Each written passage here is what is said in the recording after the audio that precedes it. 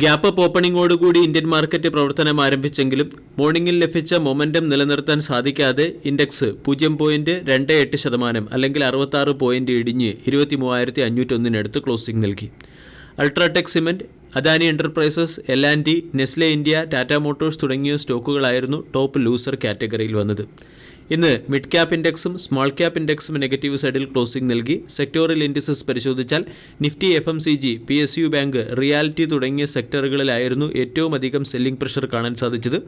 പക്ഷേ വീക്ക് മാർക്കറ്റായിട്ടും IT സെക്ടറും മെറ്റൽ സ്റ്റോക്കുകളും ഡീസന്റ് പെർഫോമൻസ് കാഴ്ചവെക്കുകയും ചെയ്തു. വീക്ക്ലി ബേസിസിലെ പെർഫോമൻസ് നോക്കിയാൽ small cap index 1.5%, mid cap index 1%-അടുത്തും വീക്ക്ലി ബേസിസിൽ പോസിറ്റീവ് ക്ലോസിംഗ് നൽകിയിട്ടുണ്ട്. കഴിഞ്ഞ ദിവസം ഗവൺമെൻറ് 14 താരിഫ് വിളകൾക്ക് MSP പ്രഖ്യാപിച്ചിരുന്നു. അതുപോലെ തന്നെ മൺസൂൺ മഹാരാഷ്ട്ര, മധ്യപ്രദേശ്, ഛത്തീസ്ഗഡ്, ഒഡീസ തുടങ്ങിയ രാജ്യത്തിൻ്റെ ഭാഗങ്ങളിലേക്ക് എൻട്രി ചെയ്യുകയും ചെയ്തു. മൺസൂണിൻ്റെ പ്രോഗ്രസ് അനുസരിച്ചായിരിക്കും ഇനി മാർക്കറ്റിൻ്റെ മൂവ്മെൻറ്റ് വരുന്നത്. അതായത് മൺസൂൺ മികച്ചതാണെങ്കിൽ ഇൻഫ്ലേഷൻ കൺട്രോൾ ആവുകയും അല്ലെങ്കിൽ ഇൻഫ്ലേഷൻ കൺട്രോൾ ആവുകയും ക്രോപ്പ് ഔട്ട്ലുക്ക് മികച്ചതാവുകയും ചെയ്യും. ഇതിനനുസരിച്ചുള്ള ഡൊമസ്റ്റിക് മാക്രോ ഡേറ്റയ്ക്കും അതുപോലെ തന്നെ ഗ്ലോബൽ മാർക്കറ്റ് ഡേറ്റയ്ക്കും അനുസരിച്ചുള്ളൊരു മൂവ്മെൻ്റ് ആയിരിക്കും മാർക്കറ്റിൽ വരാനിരിക്കുക. കഴിഞ്ഞ കുറച്ച് ദിവസങ്ങളായി മാർക്കറ്റിൻ്റെ ട്രെൻഡ് നോക്കുകയാണെങ്കിൽ മാർക്കറ്റ് ഒരു പ്രത്യേക റേഞ്ചിനുള്ളിൽ കൺസോൾഡേറ്റ് ചെയ്യുന്നതായിട്ടാണ് കാണാൻ സാധിക്കുക. ഈ വീക്ക് മാർക്കറ്റിലും ഇന്നത്തെ ട്രേഡിംഗ് സെഷനിൽ ഡീസൻറ്റ് പെർഫോമൻസ് കാഴ്ചവെച്ച ഒരു സെക്ടറാണ് റെയിൽവേ സെക്ടർ. റെയിൽവേ സെക്ടറിലെ ഒട്ടുമിക്ക സ്റ്റോക്കുകളിലും ബൈയിങ് മൊമെൻറ്റം പ്രകടമായിരുന്നു. പ്രത്യേകിച്ചും റെയിൽ ഇൻഫ്ര റിലേറ്റഡ് ആയിട്ടുള്ള സ്റ്റോക്കുകളിൽ Ircon international 3.5%, RVNL 5.7%, RailTel corporation 9%, Texmaco rail 4.7%, Titagarh rail 5.9% ഉയർന്നു. ആദ്യം തന്നെ റെയിൽ സെക്ടറിലെ സ്റ്റോക്കുകൾ ഡീസൻറ്റ് പെർഫോമൻസ് കാഴ്ചവെച്ചതിൻ്റെ പിന്നിലെ പ്രധാന കാരണം മനസ്സിലാക്കാം. ഇന്ന് റെയിൽടെൽ കോർപ്പറേഷൻ എന്ന സ്റ്റോക്ക് 9.2% ഉയർന്നത് കമ്പനിക്ക് സൗത്ത് സെൻട്രൽ റെയിൽവേയിൽ ടെലികമ്മ്യൂണിക്കേഷൻ വർക്കുമായി ബന്ധപ്പെട്ട് 20 കോടി രൂപയുടെ പ്രോജക്റ്റ് ലഭിച്ചതുകൊണ്ടാണ്.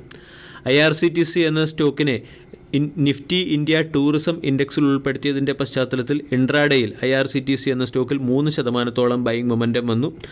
RVNL എന്ന സ്റ്റോക്കിൽ നിന്ന് 5% ഉയർന്ന് 406 രൂപയ്ക്ക് അടുത്ത് ക്ലോസിംഗ് നൽകി. ഈസ്റ്റ് കോസ്റ്റ് റെയിൽവേയിൽ നിന്നും 160 കോടി രൂപയുടെ ഓർഡർ ലഭിച്ചതിൻ്റെ ഇമ്പാക്റ്റാണ് RVNLൽ കാണാൻ സാധിച്ചത്. IRFC 3.2% ഉയർന്ന് 177 രൂപയ്ക്കടുത്തും ഇർക്കോൺ ഇന്റർനാഷണൽ 5.6% ഉയരുകയും ചെയ്തു. ടിറ്റഗാർ റെയിൽ സിസ്റ്റം 4.3%-ഓളം ഉയരുകയും ചെയ്തു. ഇവിടെ അനലിസ്റ്റുകൾ പറയുന്നത് റെയിൽ സെക്ടറിലെ സ്റ്റോക്കുകൾ വരും സമയങ്ങളിലും ഡീസൻറ്റ് പെർഫോമൻസ് കാഴ്ചവെക്കാൻ സാധ്യതയുണ്ട്. റെയിൽ സെക്ടറിലെ സ്റ്റോക്കുകൾ ഡീസൻറ്റ് പെർഫോമൻസ് കാഴ്ചവെക്കുന്നത് ബഡ്ജറ്റിൽ റെയിൽ ഇൻഫ്രാസ്ട്രക്ചറുമായി ബന്ധപ്പെട്ട വളരെ വലിയ അലോക്കേഷൻ വരാൻ സാധ്യതയുള്ളതുകൊണ്ടാണ്. ഇതിൻ്റെ പശ്ചാത്തലത്തിൽ ഒട്ടുമിക്ക റെയിൽ സ്റ്റോക്കുകളും ഡീസൻറ്റ് പെർഫോമൻസ് കാഴ്ചവെക്കുന്നു. കഴിഞ്ഞ 2 നരേന്ദ്രമോദി ലീഡ് ചെയ്ത സർക്കാരിലും ഗവൺമെൻറ് PSU, ഡിഫൻസ്, റെയിൽവേ തുടങ്ങിയ സെക്ടറുകളെ വളരെയധികം പരിഗണിച്ചിരുന്നു. ഈ സെക്ടറുകളിലെ ഇൻഫ്രാസ്ട്രക്ചർ ഡെവലപ്മെൻറ്റിന് വേണ്ടി ഗവൺമെൻറ് വളരെയധികം ശ്രദ്ധ കേന്ദ്രീകരിക്കുന്നു. 3ാമത്തെ പ്രാവശ്യവും BJP ലീഡ് ചെയ്യുന്ന ഗവൺമെൻറ് വന്നതോടുകൂടി ഗോൾഡ്മാൻ സാൻസ് പോലുള്ള പല ബ്രോക്കേജ് ഏജൻസികളും പറയുന്നത് ഇൻഫ്രാസ്ട്രക്ചറിലുള്ള ഡെവലപ്മെൻറ്റ് കണ്ടിന്യൂ ചെയ്യാൻ സാധ്യതയുണ്ട്. പ്രത്യേകിച്ചും റെയിൽ മിനിസ്റ്ററായ അശ്വനി വൈഷ്ണവ് 2ാമത്തെ ടേമിലും റെയിൽ മിനിസ്റ്ററായി തുടരുന്ന സാഹചര്യത്തിൽ പല റെയിൽ പ്രോജക്റ്റുകളും കണ്ടിന്യൂ ആകാനും സാധ്യതയുണ്ട്. ഇതിൻ്റെ ഇമ്പാക്റ്റാണ് ഇന്നത്തെ ദിവസം റെയിൽ സെക്ടറിലെ സ്റ്റോക്കുകളിൽ പ്രകടമായത്. അതായത് ബഡ്ജറ്റ് വരെ അല്ലെങ്കിൽ ബഡ്ജറ്റിൻ്റെ ദിവസം വരെ നമ്മൾക്ക് റെയിൽ സെക്ടറിലെ സ്റ്റോക്കുകളിൽ ബൈയിങ് മൊമെൻറ്റം പ്രതീക്ഷിക്കാമെന്നാണ് ഒട്ടുമിക്ക അനലിസ്റ്റുകളും പറയുന്നത്. റെലീഗർ എന്ന ബ്രോക്കേജ് ഏജൻസി RVNL എന്ന സ്റ്റോക്കിന് 470 രൂപയുടെ ഫസ്റ്റ് ടാർഗറ്റും 500 രൂപയുടെ സെക്കൻഡ് ടാർഗറ്റും നൽകിയിട്ടുണ്ട്.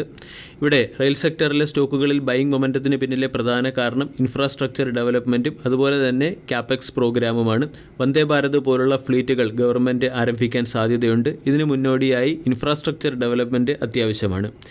ഇതിൻ്റെ പശ്ചാത്തലത്തിൽ റെലീഗർ ബ്രോക്കേജ് ഏജൻസിയുടെ ടെക്നിക്കൽ അനലിസ്റ്റ് പറയുന്നത് RVNL ടെക്സ് ഇൻഫ്ര, IRFC, ഇർക്കോൺ, കോൺകോർ തുടങ്ങിയ സ്റ്റോക്കുകൾ ഡീസൻറ്റ് പെർഫോമൻസ് കാഴ്ചവെക്കും.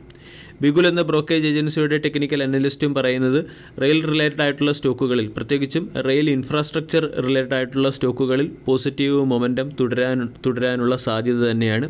ഇതിൻ്റെ സാഹചര്യത്തിൽ RVNL എന്ന സ്റ്റോക്കിന് 500 രൂപയുടെ ടാർഗറ്റാണ് പല അനലിസ്റ്റുകളും നൽകിയിരിക്കുന്നത്.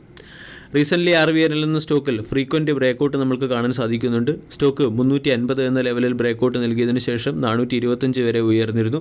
പിന്നീട് സ്റ്റോക്ക് വീണ്ടും 400 എന്ന ലെവലിനടുത്ത് സപ്പോർട്ട് ലഭിക്കുകയും വീണ്ടും 425 എന്ന ലെവലിനെ ടെസ്റ്റ് ചെയ്യാനായി സ്റ്റോക്ക് നീങ്ങുകയുമാണ്. 425 നിന്നും ബ്രേക്കൗട്ട് വരികയാണെങ്കിൽ 470, 500 തുടങ്ങിയ ലെവലുകളിലേക്ക് സ്റ്റോക്ക് എത്തുമെന്നാണ് അനലിസ്റ്റുകൾ പറയുന്നത്. വീഡിയോ എല്ലാവർക്കും ഇഷ്ടമായി എന്ന് വിശ്വസിക്കുന്നു. താങ്ക്